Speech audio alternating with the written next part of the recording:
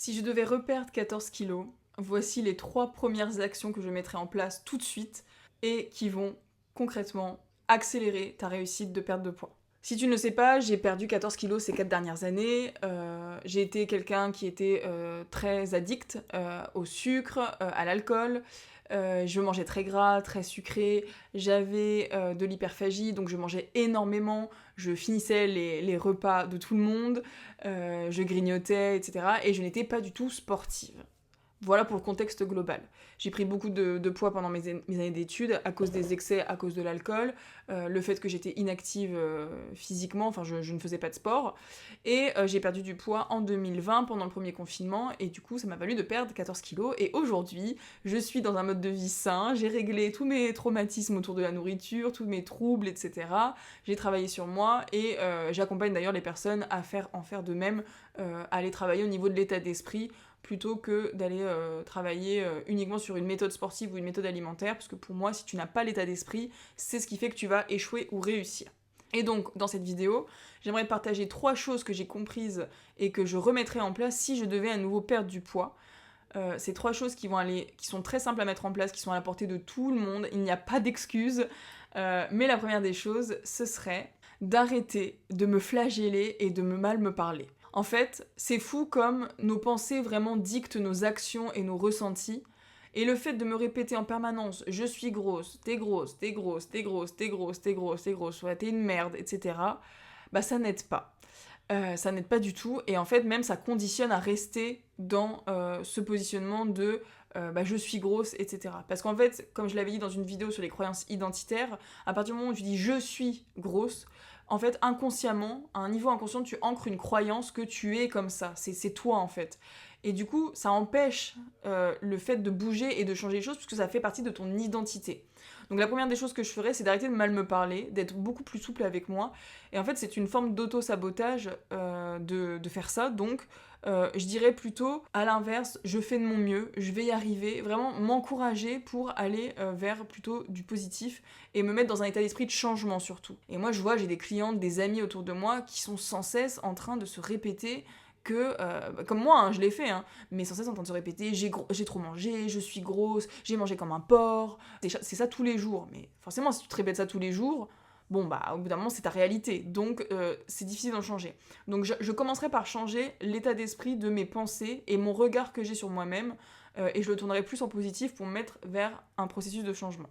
Deuxième chose que je ferai tout de suite, au lieu de faire comme j'ai fait pendant 5 ans, c'est-à-dire tout changer d'un seul coup, c'est-à-dire acheter 100 € de nouvelles fringues de sport, m'acheter un programme sportif, acheter des pilules minceur, acheter de la crème minceur, faire de l'automassage, acheter des haricots et du poulet, enfin bref, tout changer en même temps, je ferai en fait ce qui m'a permis moi de perdre 14 kilos, c'est de faire une seule habitude, petit pas à petit pas, mais j'ai commencé par faire 20 minutes de sport tous les jours, et je l'ai fait dans le but de bouger mon corps et pas de perdre du poids. C'était vraiment pendant le premier confinement, je me suis dit, bon là c'est bon, on va limiter la casse, on va se mettre au sport, 20 minutes par jour c'est le minimum que je peux faire, donc je le fais, et en fait, c'est en faisant juste cette habitude-là que ça m'a mis dans un processus de mouvement, parce que en fait, là, du coup, c'était moins la montagne à gravir, donc du coup, c'était beaucoup plus simple de tenir sur la durée, et en fait, j'ai fait mes 20 minutes de sport par jour. Au bout de 3-4 mois, j'ai commencé à perdre du poids, à me sentir bien, à progresser, à me sentir plus confiante, à commencer à apprécier ça, apprécier le sport, à en avoir besoin. J'ai vu que ça me donnait des bénéfices sur ma santé mentale, mes émotions, sur ma discipline, ma rigueur. En fait, à partir de ce moment-là, du coup, tu développes un état d'esprit où tu te dis « Ah ouais, ok, donc en fait, je peux faire ça, mais je peux faire en fait d'autres choses. » Et du coup, ça te donne envie de continuer. Et moi, je sais que l'alimentation, c'est venu après. Donc après, je me suis dit, bon, bah là, du coup, je commence à me renseigner un peu plus sur l'alimentation, sur la consommation de viande, sur les desserts sucrés, etc. Et en fait, petit à petit, je me suis dit, bon, bah là, l'alcool, peut-être aussi, peut-être réduire un petit peu. Et en fait, petit à petit, du coup, j'ai implémenté d'autres habitudes que j'ai remplacées. Et ça a eu, du coup, l'effet papillon où, en fait, les habitudes que j'avais déjà ancrées comme le sport, elles étaient ancrées, c'est bon, ça pouvait être mis de côté. Et du coup, après, je m'attelais à l'alimentation et après au sommeil, etc. Donc en fait, la première chose, c'est que je commencerai petit. Je prendrai une seule mauvaise habitude que j'ai, que ce soit alimentaire ou sportive, Et du coup, je commencerai petit et je persévérerai jusqu'à temps que j'ai des résultats. Je prendrai vraiment le minimum que je peux faire. Là, le sport, c'était génial parce que du coup, c'était concret, 20 minutes par jour. J'en ai fait pendant 3 mois, 4 mois. Au bout de 3-4 mois, j'ai vu que ça marchait. Et puis en fait, après, j'ai continué parce que ça faisait partie maintenant de ma routine. Donc, au lieu de tout vouloir changer et de dire allez, je change tout comme j'ai fait pendant 5 ans, prends juste une seule chose, tu fais le plus petit pas, la plus petite action, et tu le fais tous les jours, un petit peu, tous les jours.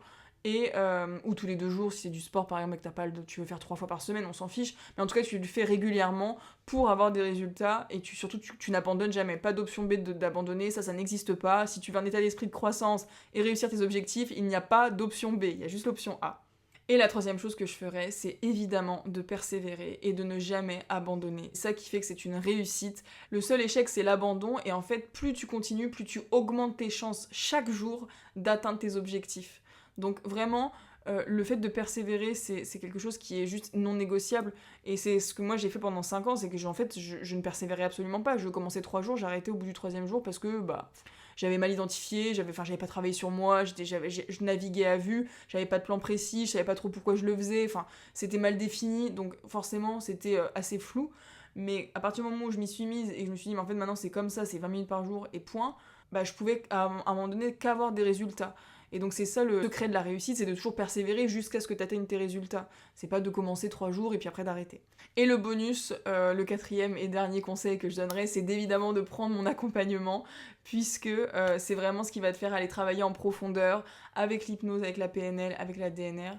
Moi je sais que maintenant que j'ai compris que je peux apprendre les choses toute seule effectivement, mais je vais beaucoup plus vite et je dépense moins d'énergie à me faire accompagner dans un domaine que je ne maîtrise pas, et évidemment que je vais tout faire pour me faire accompagner et gagner du temps, de l'énergie, de l'argent, parce qu'au final quand tu fais le ratio, je pense que j'ai perdu plus d'argent pendant 5 ans à tester toutes les pilules minceurs, les crèmes minceurs, les régimes sportifs, etc., que si j'avais une bonne fois pour toutes travaillé sur mon état d'esprit, que j'avais réglé mes troubles alimentaires, mes addictions, que j'avais travaillé sur ma détermination, sur mon développer des compétences. J'aurais vraiment économisé, je pense, un bon paquet de thunes.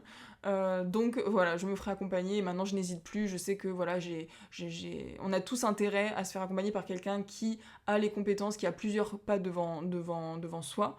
Donc voilà. Le dernier petit conseil bonus, si ça t'intéresse et que tu veux qu'on en discute gratuitement, je te mets le lien en barre d'infos. J'accompagne mes clients pendant 3 mois, vraiment du sur-mesure. Il n'y a pas beaucoup de place parce que c'est vraiment un accompagnement personnalisé et très proche. On est en contact régulièrement, toutes les semaines, au quotidien sur WhatsApp s'il y a besoin. Et c'est vraiment quelque chose, je veux instaurer, c'est vraiment une proximité où pendant 3 mois on travaille sur toi, tu es au centre et on transforme ta vie littéralement grâce à l'hypnose, la PNL, la DNR et tous les outils thérapeutiques que j'ai en ma possession. Voilà, tu as les liens en barre d'infos, si ça t'intéresse, on en discute gratuitement pendant 30 minutes, réserve ton appel et puis on se voit de l'autre côté. Si tu as des questions en commentaire ou tu as des recommandations d'actions qu'on peut mettre en place pour faciliter et accélérer la perte de poids, n'hésite pas à me les dire, ça m'intéresse. Je te dis à très vite dans une prochaine vidéo.